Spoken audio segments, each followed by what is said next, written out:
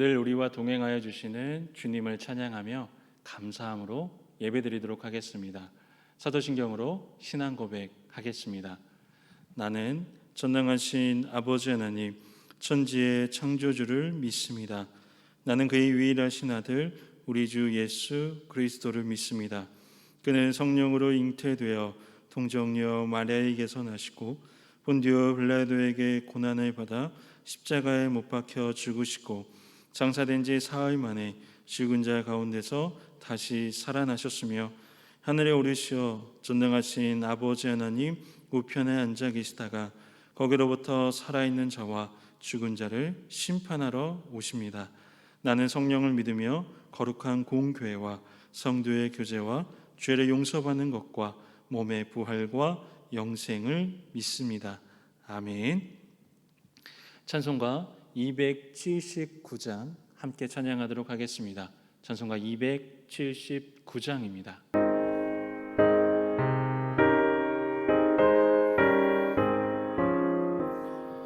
인내하신 구세 주여 내가 비오니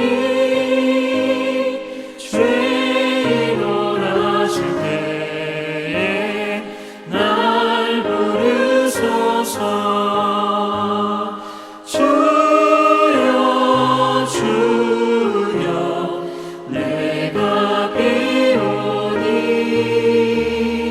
죄인 원하실 때에 날 부르소서. 자비하신 보좌 앞에 꿇어 엎드려 자복하고 회개하니 믿음 주소서. 주여 주여 내가 비오니 죄인 원하실 때에 날 부르소서. 주의 공로 의지하여 주께 나오니 상한 마음을 고치시고 구원하소서. 주여 주여 내가 비오니 죄인 원하실 때에 날 부르소서. 만복 그런 우리 주여 위로하소서. 우리 주와 같으시니 어디 있을까. 주여 주여 내가 비오니 죄인 원하실 때에 날 부르소서.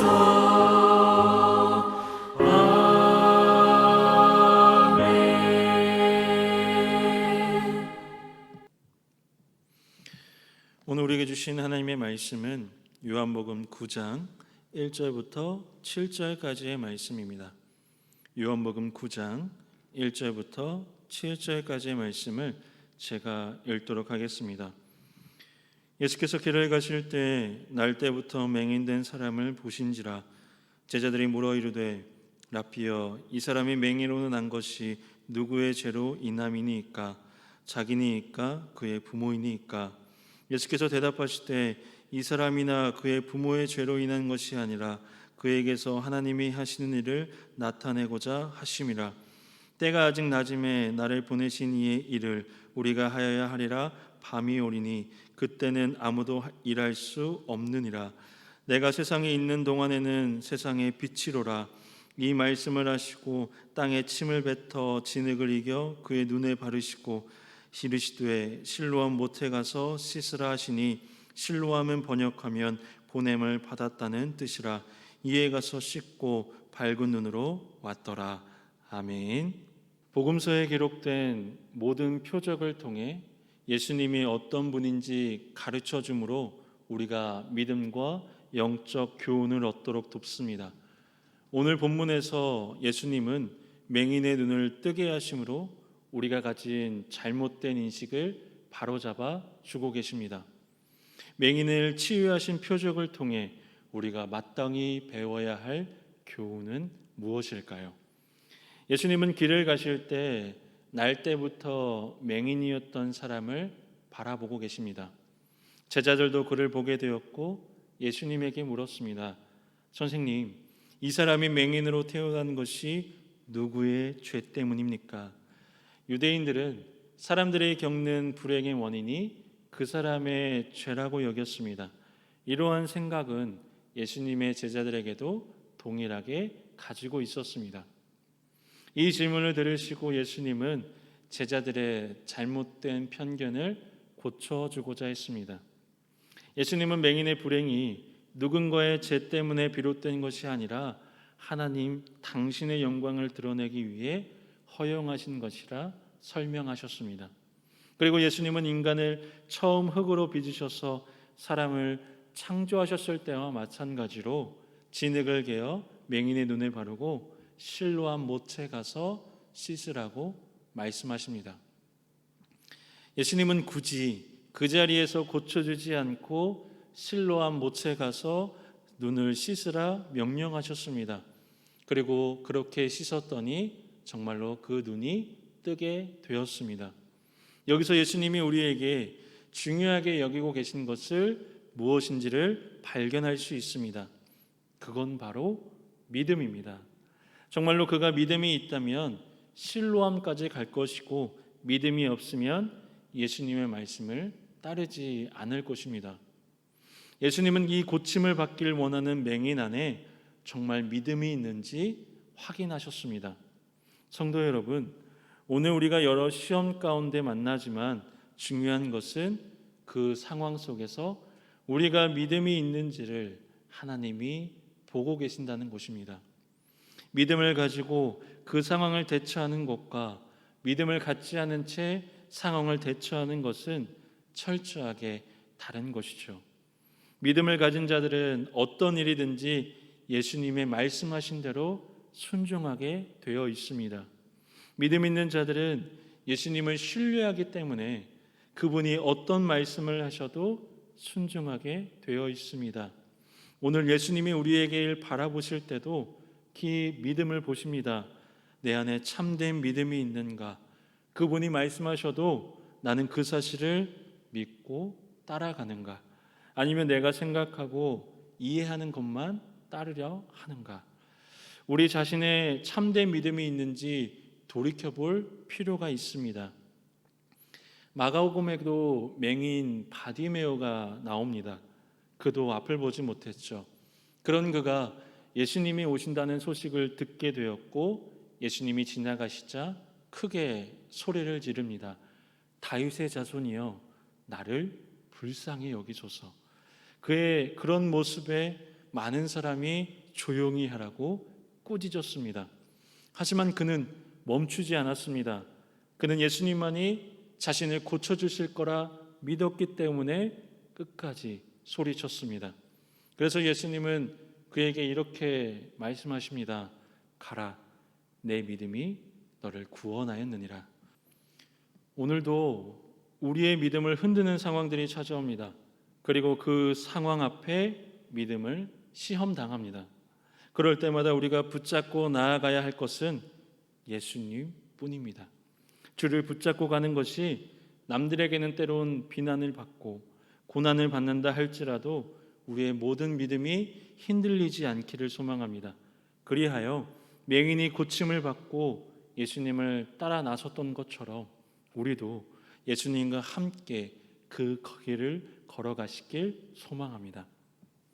그리고 우리의 인생에 만난 어려움들은 그것이 어떤 종류의 것이든 예수님의 손에 붙들리면 하나님의 영광을 위한 도구로 변화될 수 있습니다. 수많은 찬송시를 썼던 송명희 시인은 선천적으로 내성마비로 태어났습니다. 어린 시절부터 너무도 가난한 가정 형편으로 치료 한번 제대로 받지 못했습니다. 그러나 하나님의 은혜가 임하자 하나님을 높이는 수많은 찬송시가 그의 손끝을 통해 지어졌습니다. 그리고 그의 찬송시를 통해 수많은 사람이 고난 속에서 하나님께 영광을 돌리고 있습니다. 지금도 하나님은 우리의 고난을 빚어 당신의 영광을 드러내는 놀라운 일들을 이루고 계십니다. 본문 속 예수님은 자신의 세상의 빛이라고 말씀하셨습니다. 예수님은 세상의 빛으로 오신 자신의 사명을 늘 인식하셨습니다. 그 사명은 죄로 어두워져 있는 영혼들을 죄에서 해방시켜 하나님 안에 거하도록 인도하는 것입니다. 예수님은 이 땅에 계시는 동안 말씀과 삶을 통해 어둠 속에 갇혀 사는 영혼을 빛으로 인도하셨습니다. 선천적으로 맹인이었던 사람을 생각해 보십시오.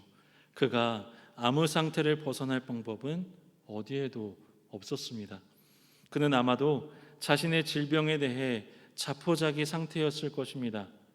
자신의 상태가 절망에 무기력했던 자를 예수님이 기적적으로 고쳐주신 것처럼 우리의 영혼의 어두움도 예수님은 온전히 해결해 주실 수 있습니다.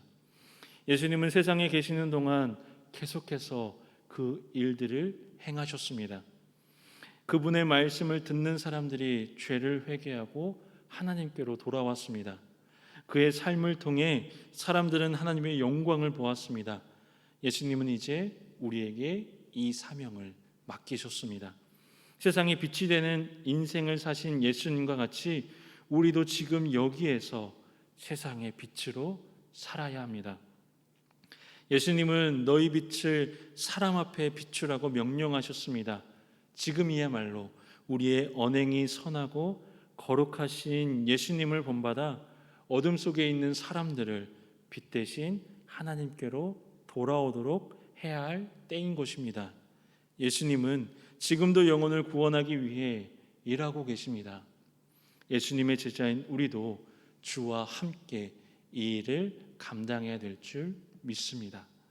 어둠 속에 살던 한 사람의 삶에 빛이 찾아드는 현장을 우리는 함께 살펴보았습니다. 누구도 오랜 시간도 고칠 수 없었던 그의 문제는 세상에 빛으로 오신 예수님을 힘입어 단번에 해결되었습니다. 세상은 그에게 관심이 없었지만 예수님은 그에게 관심이 있었습니다. 그는 예수님을 볼 수 없었지만 예수님은 그를 지켜보셨습니다. 이처럼 세상은 우리에게 관심이 없지만 예수님은 우리에게 관심이 있으십니다. 우리는 예수님을 볼 수 없지만 예수님은 우리를 지켜봐 주십니다. 이 사실을 똑똑히 기억하면 기억할수록 우리의 신앙은 결코 생활과 나눠질 수 없습니다. 오늘 말씀을 통해 실로암이라는 찬양의 가사처럼 주의 영원한 사랑 속에서 떠나지 않길 소망합니다. 그 사랑이 하나님에게로, 이웃에게로, 그리고 그 사랑이 시선이 되고 그 시선을 통해 우리의 손길이 하나님의 뜻이 있는 곳에 사용되어지기를 소망합니다. 오늘도 주의 놀라운 은혜와 섭리 속에서 주께서 주시는 놀라운 은혜를 찬양하는 하루가 되시길 간절히 소망합니다. 기도하겠습니다. 은혜와 사랑의 하나님, 주의 손길로 우리의 눈이 떠지길 원합니다. 주께서 이루실 일들을 믿음으로 고백하게 하시고 그 고백이 우리의 인생을 주님께 붙들려 살아가게 하옵소서. 내가 살아온 경험과 일어난 상황에 집중하는 것이 아닌 주를 바라보게 하시고 주께서 들려주시는 말씀에 순종하게 하옵소서. 세상의 빛 되신 주를 통해 어둠에 사로잡히지 않게 하여 주시고 세상에서도 착한 행실로 하나님의 영광을 올려드리는 주의 일꾼들 되게 하옵소서. 더들음의 모든 가정이 모든 것이 주의 은혜임을 고백하며 서로 섬기고 사랑하게 하옵소서. 무엇보다 우리가 예수님을 주인으로 삼고 믿음을 잘 지키게 하옵소서. 주님의 몸된 교회를 아름답게 섬기는 가정이 되게 하옵소서. 하나님의 말씀 안에서 성장하게 하시고 그 말씀으로 바른 믿음으로 세워가는 가정이 되게 하옵소서. 담임 목사님, 늘 주님께서 보호하신 가운데 선한 길로 인도하여 주시고 묘강을 하실 때 주님의 지혜와 명철로 양들을 바른 길로 인도하는 주의 거룩한 목자로 세워 주옵소서. 우리의 모습이 주님께서 보시기에 아름답고 행복한 인생이 되길 원합니다. 주님으로 받은 은혜를 늘 감사하며 자족한 마음으로 살게 하시고 우리의 음성에 응답하시고 우리의 길을 인도하시는 하나님과 동행하는 날이 되게 하여 주옵소서. 감사와 찬양이 우리의 입술에서 떠나지 않게 해 주실 줄 믿으며 예수님의 이름으로 기도합니다. 아멘.